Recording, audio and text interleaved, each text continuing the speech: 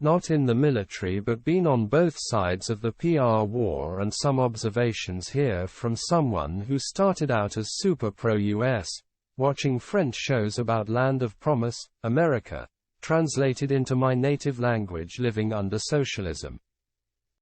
What Russia was backing on was being able to play a game of nuclear chicken with Biden and Biden blinking.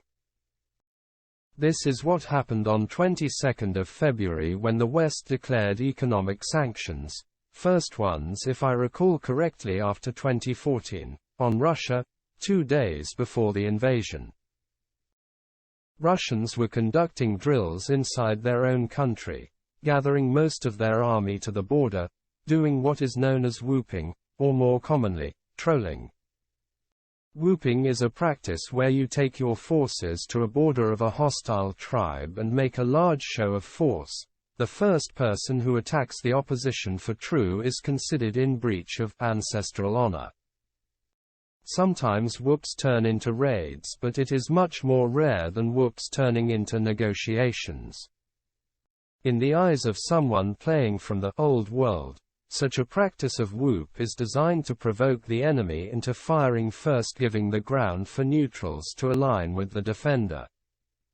However, such a whooping failed as Russia did not make a great deal of long-term fuss on 23 ND of February about how they are supposed to be allowed to exercise in their own country as much as they want, but rather, the propaganda war shifted to the "it's a general war," without giving good grounds. The Russian propaganda team is failing this one. In the eyes of history, it might be seen that West attacked first, or that East attacked first. Much of that will be determined by the battlefield situation, which I will go to next.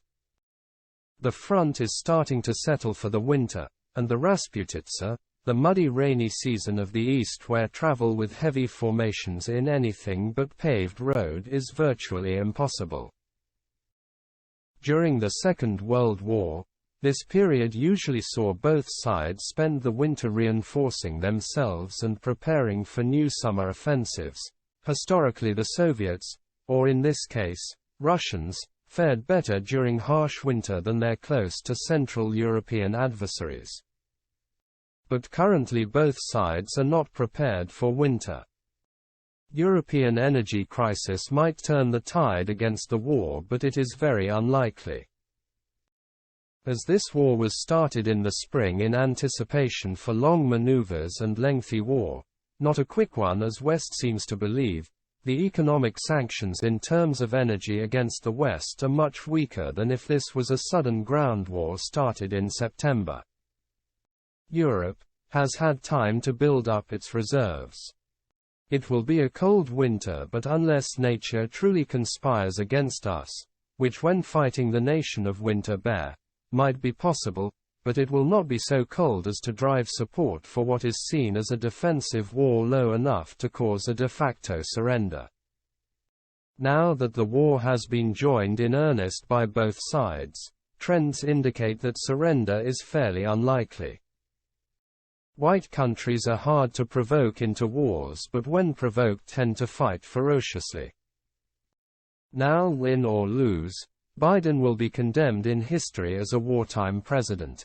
He will have his support, but it will be less than might be expected. The great question now that this has started to escalate is, will China stop Russia? Which they might.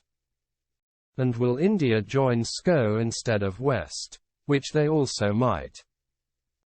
All in all, it seems like the rising Asian giants, China, Korea, Japan, India, have decided to say, white guys fighting, maybe we can break away during this. Which parallels history. The war is unlikely to involve Asia unless Biden provokes China into invading Taiwan.